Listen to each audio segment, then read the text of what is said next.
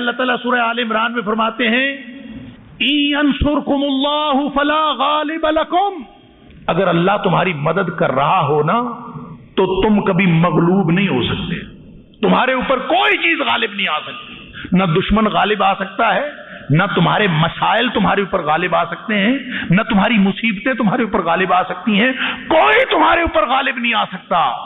وَإِن يَخْذُلْكُمْ، اور اگر اللہ ہی تمہیں چھوڑ جائے، اللہ اکبر، ہمارا اور کوئی ہے ایمان کا دعویٰ کرنے والا؟ یا تو دعویٰ ایمان چھوڑ دے، ساری دنیا اس کی ہے، ایمان کا دعویٰ چھوڑ دے، ساری دنیا اس کی ہے، اور جس نے ایمان کا دعویٰ کیا ہے اس کو بھروسہ اور توکل صرف اللہ پہ کرنا پڑے گا، اس کی مدد اور کوئی کرنے والا نہیں۔ فرمایا ینصرکم اللہ فلا غالب لکم، اگر اللہ تمہاری مدد کرے گا تو تم کبھی مغلوب نہیں ہو سکتے۔ وَإِن يَخْذُلْكُمْ، اگر وہی تمہیں چھوڑ گیا، فَمَنْ ذَا الَّذِي يَنصُرُكُم مِّن بَعْدِهِ، تو تمہاری مدد کرنے والا کون ہوگا؟ پوری دنیا میں تمہاری مدد کرنے والا کوئی نہیں۔ وَعَلَى اللَّهِ فَلْيَتَوَكَّلِ الْمُؤْمِنُونَ، اگر دل میں ایمان ہے تو مومنوں کا بھروسہ تو صرف اللہ پر ہوتا ہے۔ اگر اس طرح کا بھروسہ اللہ پر ہے تو پھر اللہ تعالیٰ جس کا ہوتا ہے وہ رسوا نہیں ہو سکتے، وہ مغلوب نہیں ہو سکتے۔ لیکن ہم کیا دیکھتے ہیں کہ امت مسلمہ تو مغلوب ہے، ہمارے اوپر کافر غالب ہیں، ہم انفرادی طور پر مسائل سے مغلوب ہیں، اپنی اپنی مصیبتوں سے مغلوب ہیں، اتنا کچھ ہمارے سر پہ چڑھا ہوا ہے۔ اس کا صاف مطلب ہے کہ ہمارا اللہ ہمارے ساتھ نہیں، تو واپس آئیں گے تو اللہ ساتھ ہوگا نا۔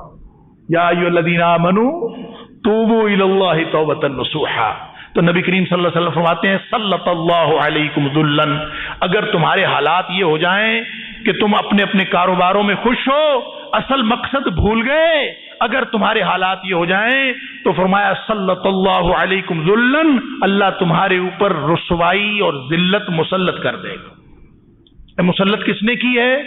اللہ نے۔ ہٹائے گا کون؟ وہی ہٹائے گا تو ہٹے گا، اور وہ کیسے ہٹائے گا؟ فرمایا لا ینزعہ، وہ اس کو کبھی نہیں ہٹائے گا، حتی ترجعوا الی دینکم، جب تک تم اپنے دین کی طرف واپس نہیں آؤ گے وہ اس کو واپس نہیں ہٹائے گا۔ اب یہ اندازہ کر لیجئے، اب یہ ہے وہ واپسی جو اللہ تعالیٰ فرما رہے ہیں یا ایھا الذین آمنوا توبوا الی اللہ توبۃ نصوحا، واپس آ جاؤ اپنے اللہ کی طرف۔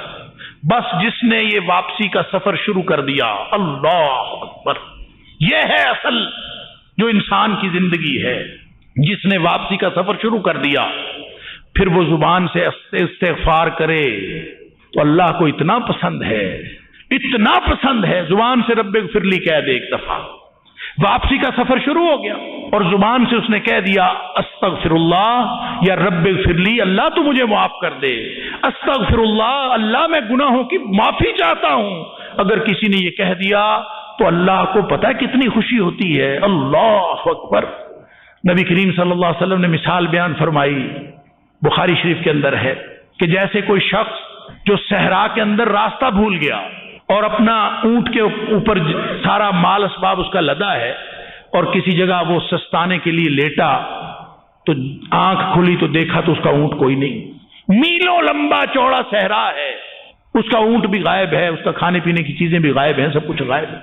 اب وہ سمجھتا ہے کہ سوائے موت کے اس کا کوئی اور انجام نہیں، موت ہی ہے اور کچھ نہیں، لہذا وہ سوچتا ہے کہ میں یہاں سے چلوں گا تو بھی موت ہے، یہاں پہ بیٹھا رہتا ہوں، موت ہی آنی ہے تو پھر ادھر ہی بیٹھا رہتا ہے تو تھوڑی دیر بعد اس کی پھر آنکھ لگ جاتی، آنکھ لگتی ہے اور پھر جب آنکھ کھلتی ہے وہ دیکھتا ہے اس کا اونٹ تو سامنے کھڑا ہے اس کے پاس۔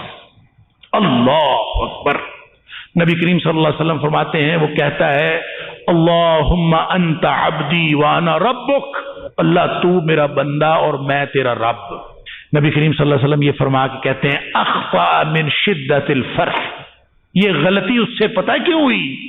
خوشی کی انتہا اتنی تھی کہ اس کو سمجھ ہی نہیں آئی کہ میں نے کہنا تھا کہ اللہم انت ربی وانا عبدک، یہ کہنے کی بجائے وہ الٹا کہہ گیا اخطا من شدت الفرح، اتنی خوشی ہوئی کہ اس کو سمجھ نہیں آئی کہ میں نے کیا کہنا ہے، اور اس نے کہا اللہ تو میرا بندہ اور میں تیرا رب۔